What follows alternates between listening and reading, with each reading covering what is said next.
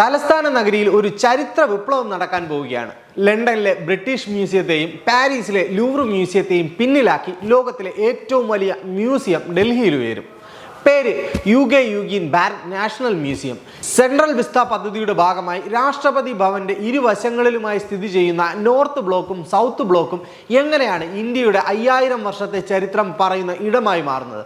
ഇതിന്റെ പ്രത്യേകതകൾ എന്തൊക്കെയാണ് നമുക്ക് നോക്കാം. നിലവിൽ 73,000 ചതുരശ്ര മീറ്റർ ഗാലറി സ്പേസ് ഉള്ള പാരീസിലെ ലൂവർ മ്യൂസിയമാണ് ഒന്നാമത്. എന്നാൽ യൂഗീൻ ഭാരത് 1.5 ലക്ഷം ചതുരശ്ര മീറ്ററിൽ വ്യാപിച്ചു കിടക്കുന്നതിനാൽ ഇത് ലൂവറിന്റെ ഇരട്ടി വലിപ്പമുള്ളതാകും. ബ്രിട്ടീഷ് ഭരണകാലത്ത് നിർമ്മിക്കപ്പെട്ട ഇന്ത്യയുടെ അധികാര കേന്ദ്രങ്ങളായിരുന്ന നോർത്ത് ബ്ലോക്കും സൗത്ത് ബ്ലോക്കുമാണ് ഈ മ്യൂസിയത്തിനായി തിരഞ്ഞെടുത്തിരിക്കുന്നത്. ഇതുവരെ പ്രധാനമന്ത്രിയുടെ ഓഫീസും ആഭ്യന്തര പ്രതിരോധ വിദേശകാര്യ മന്ത്രാലയങ്ങളും പ്രവർത്തിച്ചിരുന്ന ഇടമാണിത്. ഇതെല്ലാം പുതിയ സെൻട്രൽ സെക്രട്ടേറിയറ്റിലേക്ക് മാറും. ബ്രിട്ടീഷ് വാസ്തുശില്പിയായ ഹെർബർട്ട് ബേക്കർ നിർമ്മിച്ച ഈ പൈതൃക കെട്ടിടങ്ങളുടെ തനിമ നിലനിർത്തിക്കൊണ്ട് തന്നെ അവയെ ആധുനികമായ ഒരു മ്യൂസിയമാക്കി മാറ്റുകയാണ് ലക്ഷ്യം. യൂഗീൻ ഭാരത് എന്നത് വെറും ഒരു മ്യൂസിയമല്ല, അതൊരു കാലത്തിലൂടെയുള്ള സഞ്ചാരമാണ്. 1.54 ലക്ഷം ചതുരശ്ര മീറ്ററായി വ്യാപിച്ചു കിടക്കുന്ന ഈ മ്യൂസിയത്തിൽ 9 സെഗ്മെന്റുകൾ ഉണ്ടായിരിക്കും.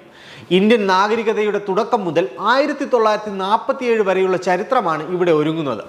സിന്ധു നദീതട സംസ്കാരം, വേദകാലം, മൗര്യഗുപ്ത സാമ്രാജ്യങ്ങൾ, മുഗൾ കാലഘട്ടം, മറാത്തകൾ, സിഖ് സാമ്രാജ്യം എന്നിങ്ങനെ ഓരോന്നിനും പ്രത്യേക ഗ്യാലറികൾ ഉണ്ടാകും. പ്രധാനമന്ത്രിയുടെ അധ്യക്ഷതയിൽ ചേർന്ന കേന്ദ്ര മന്ത്രിസഭാ യോഗം അടുത്തിടെയാണ് ഈ കെട്ടിടങ്ങളെ മ്യൂസിയമാക്കി മാറ്റാൻ ഔദ്യോഗികമായി അനുമതി നൽകിയത്. നിലവിൽ രാഷ്ട്രപതി ഭവന് സമീപമുള്ള നാഷണൽ മ്യൂസിയത്തിലെ പുരാവസ്തുക്കളും മറ്റ് ശേഖരങ്ങളും ഇവിടേക്ക് മാറ്റും. ഇന്ത്യയുടെ പുരാതന കാലം മുതൽ ആധുനിക കാലം വരെയുള്ള ചരിത്രം ഒറ്റ കുടക്കീഴിൽ എത്തിക്കുക എന്നതാണ് ലക്ഷ്യം.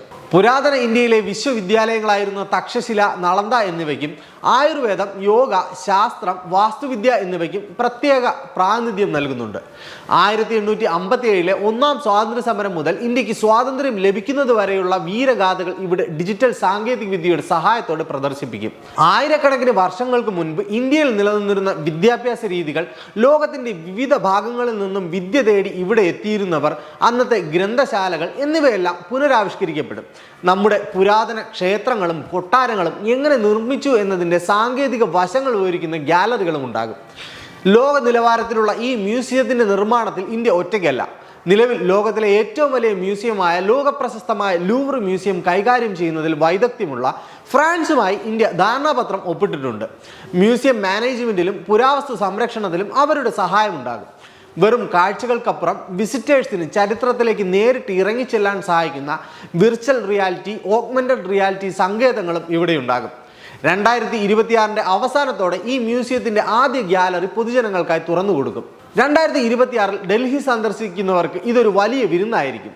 ഇന്ത്യയുടെ യഥാർത്ഥ ചരിത്രം വരും തലമുറയ്ക്ക് പകർന്നു നൽകുക എന്നതാണ് ലക്ഷ്യം.